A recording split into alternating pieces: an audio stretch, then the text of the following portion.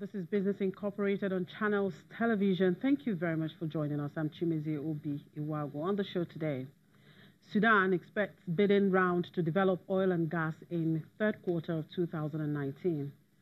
NNPC says Nigeria will raise oil production to 1.8 million barrels per day in 2019. Plus, South Africa's MTN aims to offer mobile banking in Nigeria next year. Let's get the show started now with the markets, and the bears were taking the upper hand across the major markets we track here on the African continent at intraday.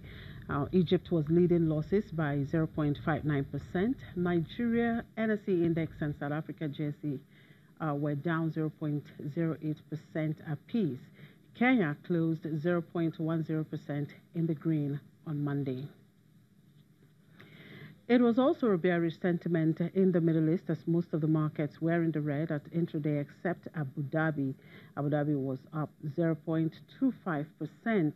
Dubai led losses by 0.98%, Qatar down 0.96%, and Saudi Arabia down 0.17%. And in Europe, equity markets opened higher following a pullback in stocks stateside.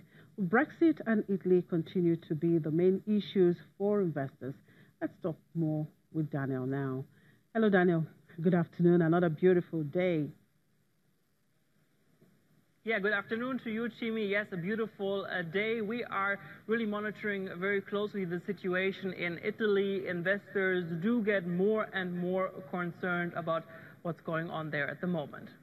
Yeah, still talking about that development in Italy. What is the fate of the euro against the US dollar in the near to medium term, of course, in the face of this messy budget issue there, and even messier Brexit, you know? Well, Jimmy, I can tell you that this is really a topic that is keeping investors at the moment busy. We have to remember that this afternoon it will be announced if the European Union will accept the new budget plan from Italy. Last time this was the case, it was not approved by the EU, so investors are monitoring all of this very carefully. On the other hand, I can tell you there is really this fear that we could see a similar situation as we saw happening in 2007, 2008 with a big financial crisis here in Europe.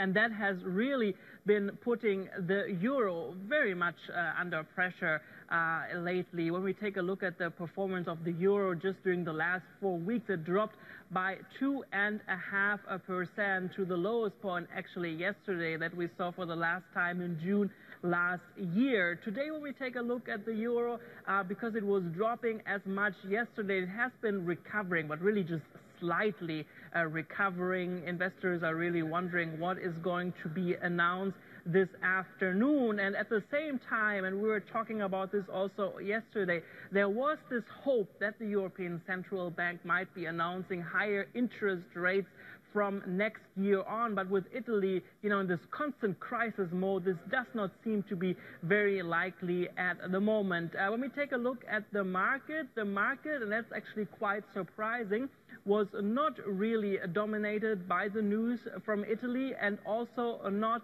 of the big sell-off that we saw yesterday happening on Wall Street. Shares there on Wall Street, mostly in the tech sector, were dropping. So Wall Street closed yesterday with a loss of close to 600 points. When we take a look at the blue chip index DAX at the moment, you see the curve. We are doing quite good at the moment and are up with about 100 points.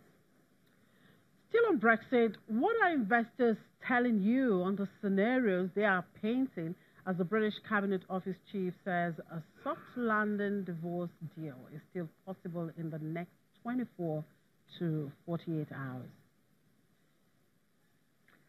Well, it's a very difficult situation. If somebody would be asking me right now to give him, 100 euros and, after that saying, well, there's going to be a Brexit agreement this week or not, it's just so extremely difficult to predict at the moment. Yes, there is some hope. We were hearing this, and you just mentioned it. There could be an agreement within the next 24 to 48 hours. But just like me, investors here are also not sure about the situation. Just when we talk about the scenario that there won't be an agreement, and there is, of course, always the discussion, well, could there be maybe at one point a second referendum?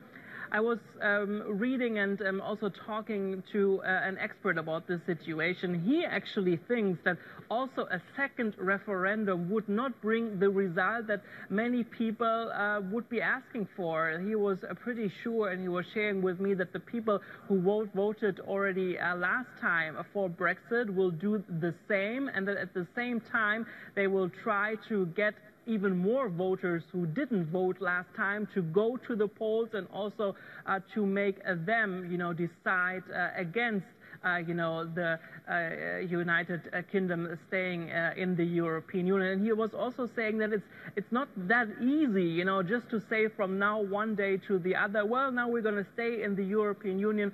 Most likely lots of benefits, lots of discounts that were given before to the UK would not be anymore in place, would have to be negotiated once again. So yeah, it's a really, really tricky situation. And yeah, everybody is just wondering what is going to happen. All right, Daniel, enough of Brexit. Now let's go to the world of telecoms. Now, Telecom Italia's CEO has been ousted, while Vodafone freezes dividend as the operator swings to a loss. Is these two stories together for us? Yes, exactly. Well, there has been really this long-running board battle, I guess we can call it, in Italy's legacy telecom providers. Telecom Italia, they have culminated with the ouster of the CEO, Amos Genesh, and that is actually affected immediately. Telecom Italia said in the statement today that the board is now going to meet on Sunday, and then they will be naming a new CEO. They did not give any further explanations what really happened. After this news was announced, shares in the company sank by 1.5% to only 0.52 euros.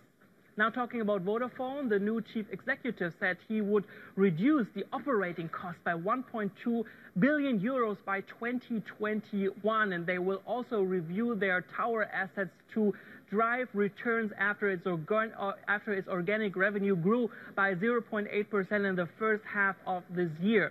Nick Red also said on Tuesday, so today, that their new strategy will focus on radically simplifying their operating model and also to generate better returns from their infrastructure assets. Vodafone, we have to remember, their shares have been falling this year by 39%. Since this year, they were taking over Liberty Global cable assets here in Germany. The outlay on new spectrum for 5G services and also tougher conditions in some European markets is really giving them some problems at the moment. He was also saying that they will try to, besides reducing the operational costs, really try to be competitive in the market, so that hopefully those share prices are going to go up again.